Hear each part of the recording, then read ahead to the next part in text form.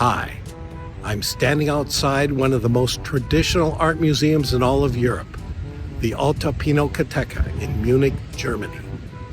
I've heard a rumor that they're starting to do some temporary exhibits of contemporary installation art, maybe even some conceptual stuff. So let's go inside and see if we can figure out if the rumors are true.